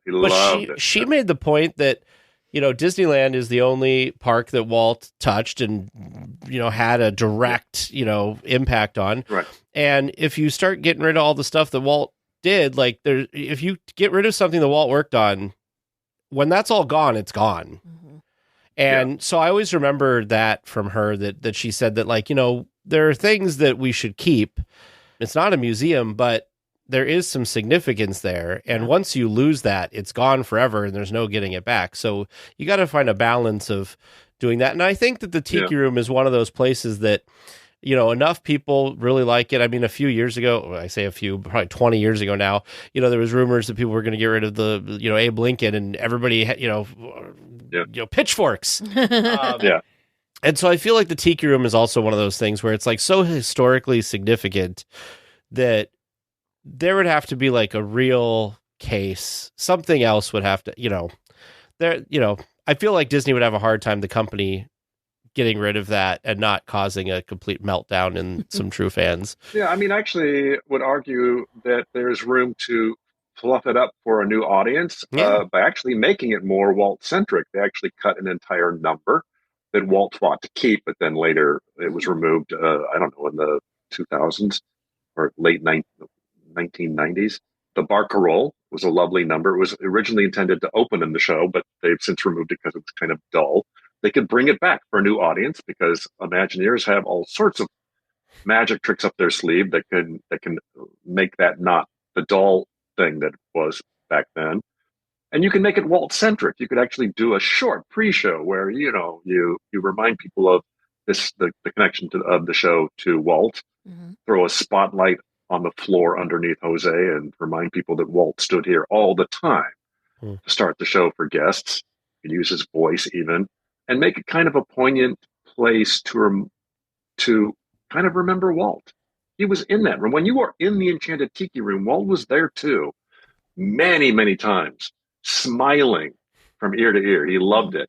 That room is Walt's joy. That was his little chapel to smile. So there is a sentiment there. Yeah, I don't have a problem. But even then, if people. This made me feel very good. The idea that if it's the sort of thing that if they did decide to just take a grenade to the fan, like like Notre Dame, it would rise again in someone's backyard. Yes, it like would. they will take that. Someone will find 2,400, 2,600 square feet somewhere, rebuild it because we can do that, and you can come back and be reminded of what this thing felt like in its day. One of the links too is like, Walt, when he was a kid in the war, what was he, 16, 17, running an ambulance during World War I. He was tasked with telling people, VIPs that came there, what are some sights? And one of the sights he would tell them about was the astronomical clock at the Strasbourg Cathedral in Alsace, whatever, somewhere in France. Because Walt loved that little mechanical clock. Well, it's a big mechanical clock, and at noon every day there was a little pageant of religious figures and Jesus that put on a very clunky show. But again, it was eye popping for a young kid back then. So I argue that if that continues, as today, to this day, people still line up to see that thing run at 12 noon in France. If that has staying power, why not the Tiki Room? Because it is as important. Again, clunky, but charming. I was talking to some other people, and I know this isn't realistic or feasible really, but it would be so cool is if when Disney retired beloved, if you will, attractions, that if there was a park that was just for retired Disney attractions, that would be so cool. A place that people that love the People Mover, a place that people who love the Carousel of Progress, Adventure Through Inner Space, all these things that people have all this fond nostalgia for, that these things don't exist. If there was a park that just had all of these attractions, it would be so cool. Tag, it doesn't need to be a park. We are reaching, in your lifetime, there will be a time where you will put on headsets, and the VR that you will see, it's pretty good today, but it will be mind-blowing tomorrow. There will be a day where the audio fidelity and the visual fidelity will arguably be better than your own eyesight. Wrap your head around that one, but it's true. And you can push a button, put in a cassette, whatever, and relive the Tiki Room, relive the People Mover, relive Adventures Through Inner Space, relive whatever they tore out, and it will feel pretty darn compelling. So you don't need to build it, but you can build it in the world of augmented and virtual reality. I've been saying, so I was one of those wacky people that bought a Vision Pro, an Apple Vision Pro. I did too, and I turned it in the next day. And I love it. I still use it frequently, especially during this holiday break. I've been using it quite a bit, and I really like it. And I was telling Teresa, I've told people on our streams and stuff before too, that Disney could, once these things get more popular, I suppose, make a ton of money if they just, because they have a problem, right? They have a supply-demand issue with the parks, that if they just 360, did all their attractions and added it as like an add-on to Disney Plus or something, and I could sit at home and pay even a monthly fee to like get access to, all the attractions at Disneyland, and I could sit at home and go through all the, like, I would pay for that 100%. Oh, yeah, absolutely. So absolutely. It's just they're leaving money on the table because they just have to do it once, right after a refarbishment. So everything's working and beautiful. It's not that difficult to build, the Enchanted Tiki Room in virtual reality. In fact, one of the things in the book is, when they were programming it, Waithel had an idea to save money. He had to do it. Where it was basically, it's a 4-quadrant show, but he only in each quadrant was the same bird. So he just said, we're going to program for one, and then we're just going to rubber stamp it. Anyway, the Tiki Room is the same thing. It wouldn't be a big issue to build that in virtual reality. And, if you're wanting that nostalgic experience, you can pick a seat on your couch, pick a seat in the Tiki Room, but remain on your couch and really see what this thing looked like. But I hope it doesn't get that way. But there's so many other things that are gone, like how easy it would be to do America the Beautiful 360 movie in a VR experience, like the history. America Sings, we don't have, and that was an amazingly fun show. And on and on. There's so much that's gone that they could. The People Mover, thank you very much. Walk around the house. The original submarine ride, which would be pretty straightforward. Yeah. So Ken's got future book ideas, I think. like No. yeah, exactly. Things at Epcot. I worked at Epcot Center, and yeah. absolutely, Horizons is gone. Yeah. Horizons World of Motion. I worked on both of those attractions. Horizons was mind blowing. Still amazingly well structured. Gone forever. Mm-hmm. Sadly, because it was a masterwork. It was, right up there with something like the Tiki Room, a masterwork of showmanship and ingenuity and storytelling. Oh. And it was just great. So Yeah. gone forever, but Mm-hmm. that could be rebirthed in a virtual experience. Yeah. So, Ken, you kind of talked about how this whole thing kind of had its like first launch from an introduction and you meeting Kevin. Have you had any other connections or relationships formed because of the research that you've been doing for this book? Much of it has been after the book came out. Oh. Thank you for that question. The heroes, so many of the heroes of my book are well, they're gone, but I know their families now. Oh, that's amazing. Harriet Burns, who was a master figure finisher and an innovator in Enchanted Tiki Room and an amazing character. I'm friends with her daughter and granddaughter. Rolly Crump's son is a bona fide friend of mine now since the book came out. I have had conversations with Wally Vogue's son and can hardly wait to meet him, and that will happen one of these days. Matt McKim, who did some sketches for the Tiki Room, or Sam McKim.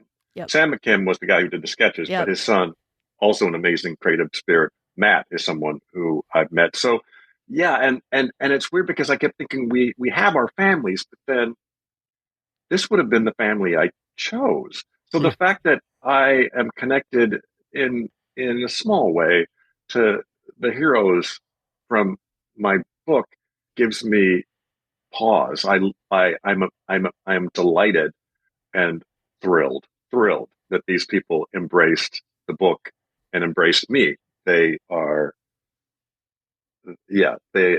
those connections are really, really lovely, and a real great kind of gift. Yeah. After writing this book, for sure. That's amazing.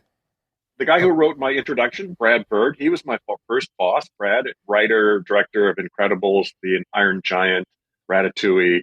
He is a hero of mine, and I was thrilled that he wrote the introduction to my book. He didn't have to, but Brad and I are similar in that we tell the same story that I told earlier, which was that idea of when we see Disneyland as a kid, it's magic, but as we get to be adults, we have to figure out, how did they do that? Who did it? I have to learn more. Brad couldn't have been the better pick for writing my introduction, and I was so happy that he did. So just throwing that out there too. Yeah. Very cool. This is actually a great transition into talking about your career with animation, which we'd also like to talk about. But before we move on, is there anything else that you'd like to say about the Tiki Room or your book about the Tiki Room or anything before we end kind of this chapter, if you will, and move on to the next part? Don't buy it for me. Buy it for you. Buy my book. It's it is a really, really good story. I just was the one that told it, but I promise you, it's surprising. I think that there's something to be learned, a little aha moment every other page. So that's really it. And I'm one of them. I'm one of the people that's like, oh, there's the Tiki Room. I've seen it. Don't need to see it again. Bye. I got better things to do. I'm not. I don't need to use it as an air conditioner. I'm fine.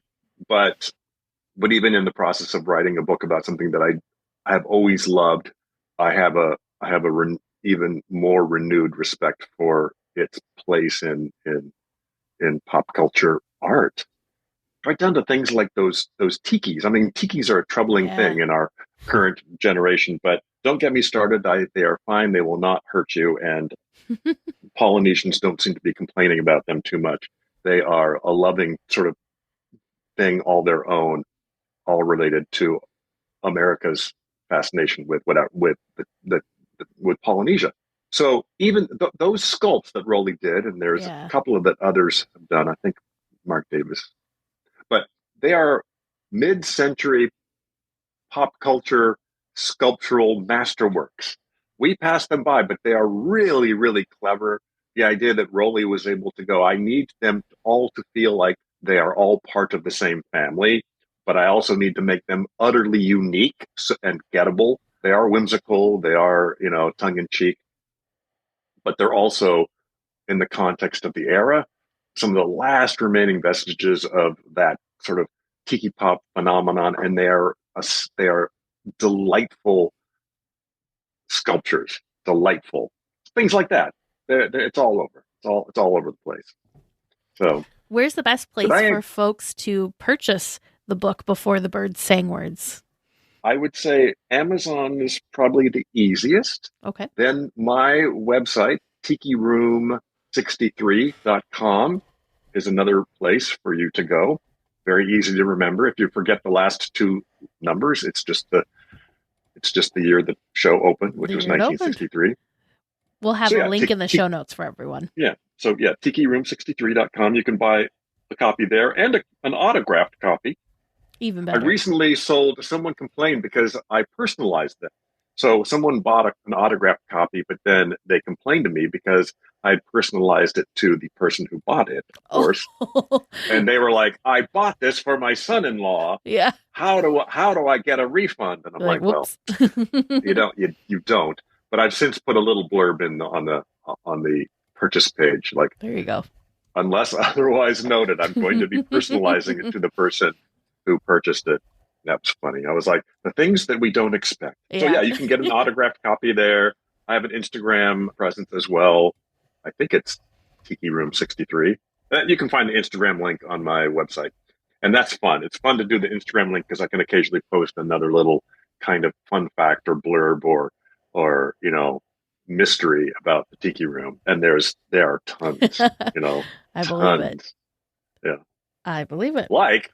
Here's a fun fact. Yeah. Fun fact, Teresa. Jose was initially, for a very brief period of time, not going to be Spanish, but English. And Marmaduke Birdsong was his name. That has only recently been found out because I was able to accrue some of Wally Bogue's old tapes when he was plotting out the show. And sure enough, the show would have originally been a British bird. A British bird with a British accent. But I think the reason they switched it all up, and there's a whole story about how they became European, that's so wacky, but there's some reasoning behind it. I think they started it with Jose because Jose was an expected accent. It's a zany show. So if you start with Jose, it kind of makes sense because macaws are kind of native to South America and Spain. And then you jump in with a French and then it just becomes weirder and weirder. And you immediately set the tone of what's going to happen in here is just going to be weird. And it's going to get weirder. So I think that's why they started it that way. Yeah. Plus, Wake Up Marmaduke doesn't roll off the tongue quite as well. Yeah. We've had a great time talking with Ken about the Tiki Room. Definitely go out and purchase the book. I know it's something that I'm very, very excited for. Again, that's Before the Birds Sang Words. It's going to be linked in our show notes along with all the stuff as well. So we'll continue our conversation with Ken next week. Well, do you want to support the show as a one-time payment? You can buy us a churro. Head on over to dlweekly.net/churro to support us with a churro. Thank you to all of our listeners who have supported the show in any way possible. Welcome back to Trivia Land, Chef. My name Raymond, and I hope them answers are bigger and better than this here back porch I got attached to me. Don't you know Evangeline and I wish y'all the best of luck. I'm afraid to come back to Trivia Land. I'm not even confident on our final where am I in the park thing, because I don't know. But that means you get to learn so much about the moon as we come back to Trivia Land.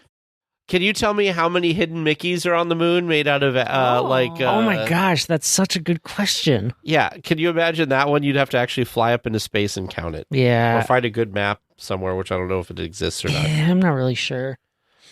Questions to ponder for the future. When he was going on this whole flight to the moon, rocket to the moon thing, that he was going to say, what is currently in its place? Because that I had. The rest of it. Alien didn't. Pizza Planet? Yes, Alien Pizza Planet. The rest of it I did not have. Oh, yeah. What a good Renoan edition, right? No, I dug deep back into history for you all. So my first question in our moon-themed trivia was, what Tomorrowland attraction introduced in 1955 took guests on a simulated trip to the moon? You both said Flight to the Moon. That's its later name. It started out as Rocket to the Moon. Gee, how did we not know that was going to be the answer after your next question? Yeah, that second question. In what year did Disneyland update its Rocket to the Moon attraction to reflect humanity's progress in space exploration, renaming it Flight to the Moon? You both didn't quite get there. Teresa had a number right. Tag had a number right. Oh, we should have met in the middle. Uh-huh. It was 1967 that they updated it. So I would like to say something super interesting in the Disneyland Encyclopedia that I sometimes like to glance at while we're sitting over here, that I did not know this. What year do you think Flight to the Moon closed? You're giving me more trivia in Trivia Land? I just want you to guess. Like, it doesn't have to be right. I'm just curious if, like, in your mind, how long did that hang out? I didn't think it was there that long because I thought that the switch happened in the early 50s or in the earlier days of the park. So because of your there, I'm going to say it was longer than we would have thought. So we're going to say like 81. Okay, so not that long, but it closed on January 5th, 1975, which I feel like 20 years then. For some reason, I thought that this attraction was gone in like the 60s, to be honest with you. So the fact that it lasted that long. Good thing your last crazy. answer was it changed in 69. I think it's very important for you to note, it didn't close in 1975. It was retooled to Mission to Mars. Mission to Mars, I told you. Teresa was right. And it stayed as Mission to Mars until 1992. Dang. 1992? 1992. Why did I never ride Mission to Mars? Like, I went to Disneyland in that time. Did I never ride Mission to Mars? I don't know. My whole childhood has been a lie. But Teresa saying it was probably Mission to Mars. I'm like, oh, I didn't go deep enough for you on that one. Oh, good job, Teresa. That was an accidental good job. Hey, November 1992. You were trying to tell me it was in Disney World. Yep. It was in both. Wow. So, yep. There you go. All right. So, some successes, but not in the trivia world. Third question. A German astronaut helped put together a futuristic exhibit that depicted what a commercial spaceliner might look like for traveling to the moon in the faraway year of 1986. What was that exhibit called? Tig, you did get right that it was sponsored by TWA. Thank you. It's called the Moonliner. Oh. That makes sense now. That rings a bell now. Yeah, that German astronaut had his hand in a few things, so it's pretty interesting. And then my last question for you. I'm leaving an attraction that is inspired by the concept of space exploration and features a mission through an asteroid field in a supernova. I exit and walk left on the main path. Following that direction, you'll find me on the fourth ride-based attraction that isn't a Main Street vehicle. You both have successily found me on the Mark Twain / Columbia. Do you know what's funny is I almost didn't pick that. Right. Because for some reason my brain never picks like the boats. So go figure. Yeah, so at least you got onto the boats with me then, so that's pretty great. And I had fun. Us. Yeah, I had fun asking some great trivia questions about the moon this week. It was just a great random idea that I really enjoyed. Maybe you enjoyed it too. Maybe you have some other great ideas that you'd love to share. Just send them over to producer Vern and I. You can find us at dlweekly.net/trivia. Well, we will be back next week with more Disneyland news and information. Until then, go out and enjoy the parks. And a special thank you to Sidel for editing this week's podcast. Please remain seated until the podcast comes to a complete stop and the doors have opened. Then collect your belongings, watch your head, and step carefully from the episode. On behalf of all of our crew, thanks for traveling with us, and we hope you have a happy and memorable visit here at DL Weekly.